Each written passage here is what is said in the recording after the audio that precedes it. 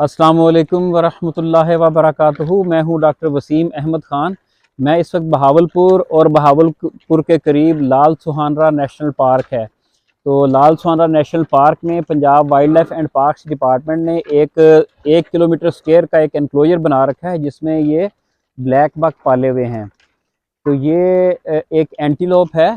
Antelope और dear में थोड़ा सा फ़र्क होता है। डियर जो होता है वो उसके जो हॉर्न्स होते हैं, सींग होते हैं, वो टेम्परेरी होते हैं, और डियर जो है हर साल अपने सींग गिरा देता है। ब्रीडिंग सीजन में फिर नए सिरे से उगते हैं। लेकिन ये जो एंटीलोप है इसके सींग परमानेंट होते हैं। तो इसमें आप देख रहे हैं कुछ आपको काले रंग के नज़र आ रहे हैं और कुछ ब्राउन कलर के। जो काले रंग के हैं इनके सींग भी बड़े बड़े हैं, ये नर हैं यानी मेल हैं, और जो ब्राउन कलर के सींगों के बगैर हैं ये मादा या फीमेल हैं। इस वक्त यहाँ पे ये जो ब्रीडिंग सेंटर है यहाँ पे इनके खाने का वक्त है। सुबह इनको हरा चारा डाला जाता है और शाम के वक्त इनको काले चने भिगो के दिए जाते हैं। तो अभी इनको ये चने डाले गए हैं। तो माशाल्लाह जानवरों की सेहत बहुत अच्छी है।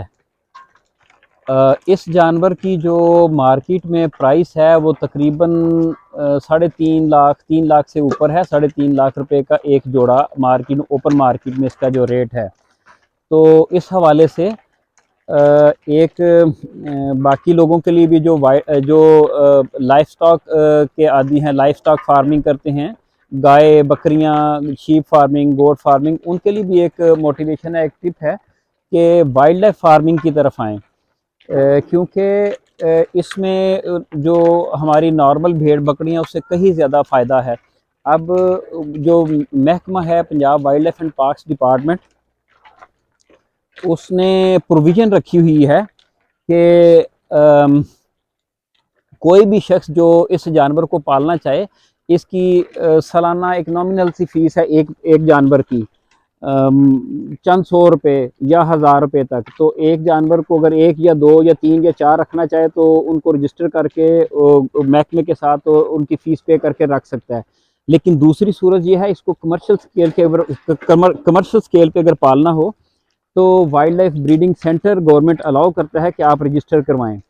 तो उसमें 10 एकड़ जगह रिक्वायर्ड होती है। 10 एकड़ जगह आप शो करें और उसके अंदर गवर्नमेंट से उसको रजिस्टर करवाएं। तो उसमें जितने चाहे ये हिरन पालें, जितने भी जंगली जानवर हैं वो पाल सकते हैं। एक छोटा सा कह लें कि मिनी ज़ू बन जाता है। तो उसकी कोई भी फ़ीस ज़्यादा नहीं है, तकरीबन 60,000 के करीब सालाना फ़ी है। तो उस लाइसेंस के तहत इनको पाला जा सकता है और इसकी मार्केट में बहुत डिमांड है, लेकिन ये जानवर मिलते बहुत कम हैं, इसीलिए इनका रेट भी ज़्यादा है। तो इसको पाला जा सकता है। पालने के लिए 4, 5, 6, 7 हत्ता के 10 तक मादा रखें और उनके साथ एक मेल रख लिया जाए तो ये काफ़ी होता है। जी जी। तो सर इनका जो लाइसेंस है, इनको पालने के लिए जो एनओसी या ब्रीडिंग फार्म बनाने के लिए, उसका क्या प्रोसीजर होता है? उसका प्रोसीजर ये है कि जिस ज़िले में बनाना है जी जी। उस ज़िले का जो ज़िले दफ्तर है, डिस्ट्रिक्ट वाइल्ड लाइफ ऑफिस जो है, वहाँ पे डिस्ट्रिक्ट वाइल्ड लाइफ ऑफिसर मौजूद होता है, डिप्टी डायरेक्टर है, असिस्टेंट डायरेक्टर मौजूद होते हैं। जी उनके जी। पास जाएं, अपना वो ब्रीडिंग फार्म है उनके साथ डिस्कस करें, उसका एक लेआउट बनेगा और वो जो जगह है उसका प्रूफ देना पड़ेगा कि हमारे पास इतनी जगह है। फिर एनक्लोजर का साइज़ और कुछ एबिट इस तरह की फॉर्मेलिटीज़ हैं। तो ये कोई इतना लंबा चौड़ा काम नहीं है, आसान है। और पंजाब भर के हर ज़िले में जो ज़िले दफ्तर है वहाँ पे फैसिलिटेट किया जाता है। जो assistant director, district wild life officer वो मौजूद होते हैं इंफॉर्मेशन और देने के लिए और रजिस्ट्रेशन के लिए भी। जी जी। तो सर ये इसके लिए अलग से लाइसेंस चाहिए होता है, या कि जो जो वाइल्ड लाइफ ब्रीडिंग फार्म होता है उसमें हर तरह के जानवर रख सकते हैं? जी, मैंने बताया कि अगर आपने एक जानवर रखना है तो उसका इंडिविजुअल का आपको लाइसेंस लेना पड़ता है। नहीं वो नहीं, मतलब एक से मीन्स ओनली ब्लैक बॉक्स, जितने एक मर्जी नंबर ऑफ? नहीं, एक जानवर, अच्छा अच्छा। अगर एक जानवर आपने एक नर एक मादा रखनी है तो वो 2 जानवर कंसिडर होंगे। उनका कोई सपोज 1000, मुझे एग्जैक्ट तो नहीं पता, लेकिन चंद 100 रुपये उसकी सालाना फीस है एक जानवर की। जी जी। लेकिन अगर आप ब्रीडिंग सेंटर बना लें तो वो एक ब्रीडिंग सेंटर में आप मुख्तलिफ स्पीशीज़ के कई कई जानवर रख सकते हैं। वो एक मिनी जू कहलाता है। जी जी। उसमें तो उसमें जितने चाहे आप जानवर रखें, बंदर वगैरह, शेर, सब बंदर, शेर, हाथी, घोड़े, जो भी अपना रखना चाहे रख सकते हैं। उसमें प्रोविजन है, वो एक आपका छोटा सा जू बन जाता है। जी जी जी। अच्छा नॉर्मली ये जो हिरन है इनकी उम्र तकरीबन 12 साल के करीब होती है, मैक्सिमम इनका लाइफ स्पैन 12-13 साल होती है। जी जी तो ये आप ये देख रहे हैं जो बड़े सींगों वाले, ये तकरीबन 8-9 साल के हो चुके हैं। जी तो जी ये इनका कलर भी डार्क हो जाता है, सीजन में चेंज होता है, लेकिन ये मैक्सिमम साइज को अपने पहुंचने वाला है। ये 8-9 साल का जानवर हो चुका है। जी जी जी। अच्छा अच्छा। तो इनमें बच्चों की क्या होती है, ट्विन्स होते हैं या सिंगल बर्थ है? नॉर्मली सिंगल बर्थ होती है, ट्विंस बहुत रेयर होते हैं। लेकिन अगर खुराक अच्छी है, माहौल अच्छा है, टेंशन नहीं है, कोई स्ट्रेस नहीं है, तो दो भी हो सकते हैं, लेकिन नॉर्मली एक ही होता है। अच्छा अच्छा। तो सर इसके अलावा अपना इसका। इसके बारे में एक बड़ी दिलचस्प एक स्टोरी है, जी जी बल्कि एक सक्सेस स्टोरी है इसकी, महकमा की भी। और इसके बारे में एक जो एक दिलचस्प बात यह है कि ये इंडो पाक में पाया जाता है। लेकिन 1930 की दहाई में पाकिस्तान से ये कोई 8-10 जोड़े अमेरिका ले जाए गए, और वहाँ उनको, जहाँ जो हमारा यहाँ का माहौल है, इसी तरह के माहौल में उनको रखा गया, और वहाँ पे वो बड़ा अच्छा ब्रीड किया और बड़े इस्टेब्लिश हो गए, बहुत ज़्यादा पॉपुलेशन बढ़ गई।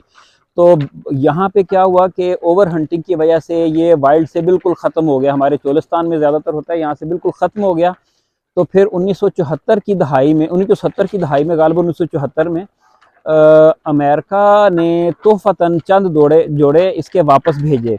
तो ये फिर उन्होंने ही फंडिंग दी, और ये जो 1 स्क्वायर किलोमीटर का एनक्लोजर बनाया गया है यहाँ पे, इनको रखा गया। और उसके बाद से ये जितने आपको नज़र आ रहे हैं, ये और पाकिस्तान में जितने भी वाइल्ड लाइफ ब्रीडिंग फार्म है, प्राइवेट या गवर्नमेंट के, उसमें जितने भी ब्लैक बक हैं, ये उन्हीं की आगे से नस्ल है जो चल रही है। लेकिन इसमें दिलचस्प बात ये है कि यहाँ फार्म के अंदर ब्रीड करवाने के बाद महकमा वाइल्ड लाइफ ने चंद एनिमल्स को सेमी वाइल्ड कंडीशन में रखा, और फिर ये 2 साल पहले उन्होंने चोलिस्तान डेजर्ट में ओपन उसको छोड़ा। तो वो अब इस्टेब्लिश हो गए हैं, यानी कि री वाइल्ड हो गए हैं। जो पहले कभी चोलिस्तान में ये जानवर होते थे, जी जी। अब दोबारा से जंगलों में, रेगिस्तान में ये इस्टेब्लिश हो गए हैं। तो अब जो इसकी तादाद है वाइल्ड में, वो तकरीबन 50 के करीब हो गई है। तो ये एक बहुत बड़ी सक्सेस स्टोरी है कि एक जानवर आपके वाइल्ड हैबिटेट से एक्सटिंक्ट हो गया, उसको री इंट्रोड्यूस करवाया गया। जबरदस्त जबरदस्त। तो सर ये इसका, ये इसमें कोई दूध शूध भी होता है बच्चों को जो पिलाते हैं, इसके अलावा कोई इनका? जी, जितने भी मैमल्स होते हैं उनमें जो उनके नहीं, कहते हैं मैमेलियन ये। कैरेक्टर्स हैं, उसमें दूध देना या अपने बच्चों को दूध पिलाना तो बेसिक कैरेक्टर है। तो जितने भी मैमल्स हैं वो अपने बच्चों को इनिशियल स्टेज पे दूध ही पिलाते हैं। जी जी। तो सर ये जो अपना कस्तूरी है, जी एक मिथ ये है कि वो भी हरन के नाफ से निकाली जाती है, जी, तो उसके बारे में थोड़ा सा दोस्तों को बता दें। वो कस्तूरी जो है उसको मस्क कहते हैं इंग्लिश में, जी जी और उस हिरन का नाम मस्क डियर है। जी जी लेकिन वो ये वाला हिरन नहीं है, उसको नाफा हिरन कहते हैं, मस्क डियर कहते हैं। वो बर्फ़ों के इलाके में, पाकिस्तान के शुमाली इलाका जात में होता है मस्क डियर, उसके कश्मीर में, नीलम वैली में ऊपर जी वहाँ जी पाया जाता है। बेसिकली उसकी नाफ जो है उसके करीब एक मस्क पॉड होता है। जी जी ये आप कह लें कि जो नर है उसमें जो सेक्स हार्मोन्स होते हैं, वो उसका एक सिलसिला है, सेक्स हार्मोन्स उसमें पैदा होते हैं। जी जी तो उसकी हर मुख्तलिफ जानवरों में उसकी स्मेल मुख्तलिफ किस्म की होती है। जी तो जी जो मस्क डियर में उसके सेक्स हार्मोन है, मस्क पॉड में पैदा होते हैं एक पाउडरी फॉर्म में, तो वो उसकी स्मेल ऐसी है कि वो इंसानों को बहुत अच्छी लगती है, या बड़ी खुशबू है, उसकी महक है, जी तो जी ये पसंदीदा है। लेकिन उसकी ये जो मस्क डियर है, उसके ऊपर भी बहुत बड़ा थ्रेट उसकी ये मस्क पॉड है कि जी जी बहुत सारे शिकारी नर को इसलिए जंगलों से मार लेते हैं उसके हैबिटेट से, कि एक को मार के उसका मस्क पॉड एक्सट्रैक्ट करते हैं, उसमें से कस्तूरी निकाली जाती है, और जानवर इसलिए अंडर थ्रेट है, उसकी नस्ल भी ख़त्म हो रही है। लेकिन उसका हल मुख्तलिफ ममालिक ने, ख़ास तौर पे चाइना में बेशुमार जगहों पे इसकी फार्मिंग हो रही है मस्क डियर की। तो वो इसकी जिस तरह ये आप फार्मिंग इसकी देख रहे हैं, इस तरह मस्क डियर की फार्मिंग कर रहे हैं, जी और उससे कमर्शियल स्केल पे मस्क निकाली जाती है। जी जी और अगर इस जानवर को मारे बगैर उसको छोटा सा इंसिजन दे के या चीरा लगा के उसका छोटा सा ऑपरेशन करके उसमें से मस्क पॉड निकाला जा सकता है। अगर वो निकाल लिया जाए, जानवर को ना मारा जाए, तो ये 1 साल में दोबारा से डेवलप हो जाता है। आप बार बार एक ही जानवर से कस्तूरी निकाल सकते हैं, बजाय इसके कि एक ही दफ़ा मार के उसको ख़त्म कर दिया जाए। तो सर उस कस्तूरी की क्या इकोनॉमिक वैल्यू होती है? वो इकोनॉमिक वैल्यू ये है कि वो इतनी महंगी, असल अगर खालिस कस्तूरी है तो आप समझ लें कि सोने के बराबर उसकी वैल्यू। एक तरफ आप सोना रखें तराजू में, एक तरफ कस्तूरी रखें, तो ये उसकी एक कंपैरिजन है इंटरनेशनल मार्केट में। जी जी। तो सर इसका ये जो है ये कितने अरसे बाद बच्चे देती है? ये तो गोट्स की तरह ही लग रहा है। ये जो है ना, इसमें ब्रीडिंग ये है कि इनका गेस्टेशन पीरियड तकरीबन 6 माह होता है। जी जी। तो 6 माह में एक बच्चा इनका आता है, उसके बाद फीमेल तैयार होती है नेक्स्ट उसके लिए 2-3 प्रेगनेंसी महीने के लिए। दूध पिलाती होगी। 2-3 महीने तो वो दूध पिलाना साथ ही चलता रहता है, लेकिन आप कह लें कि तकरीबन 1.5 साल में 2 बच्चे इनके आ जाते हैं। जी जी जी। गुड हो गया सर। अगर कोई बंदा इसकी फार्मिंग करना चाहता है, जैसे कि आपने बताया है कि इसका बड़ा स्कोप है फार्मिंग का, ये वाइल्ड लाइफ फार्मिंग जो है, तो खास तौर पे जो ब्लैक बक्स हैं, अगर इनकी कोई बंदा फार्मिंग करना चाहे तो इसका स्टॉक कहाँ से अवेलेबल हो सकता है? देखें, इसकी जो फार्मिंग है ना, ये तो Punjab wild life and parks department ने यहाँ पे फार्मिंग की हुई है, जी जी। और यहाँ से मुख्तलिफ वक्तों में लेके बहुत सारे लोगों ने फार्मिंग कर रखी है, जी और जी। मुख्तलिफ लोगों के पास सैकड़ों की तादाद में मौजूद हैं।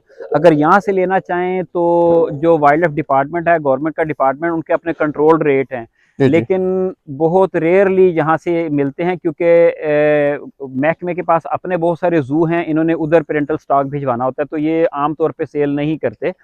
तो अगर लेने हों तो जो प्राइवेट वाइल्ड लाइफ ब्रीडर्स हैं उनके पास अवेलेबल हैं, ओपन मार्केट के रेट से, वहाँ से अपनी पसंद के जानवर लिए जा सकते हैं।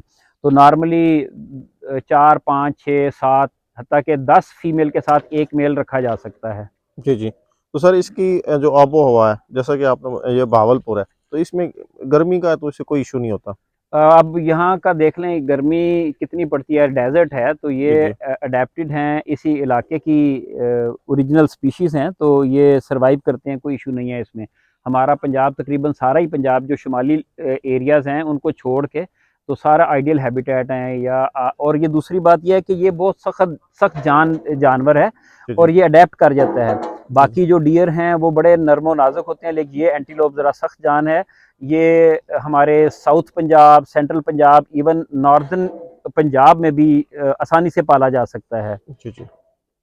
जी। तो सर इसका दूध कितना होता होगा? जैसे ये काफ़ी जो लोग हैं वो हकीम जो है मुख्तलिफ मेडिसिन के लिए हरन का दूध जो है वो सजेस्ट कर रहे होते हैं, जी हरन का दूध लें।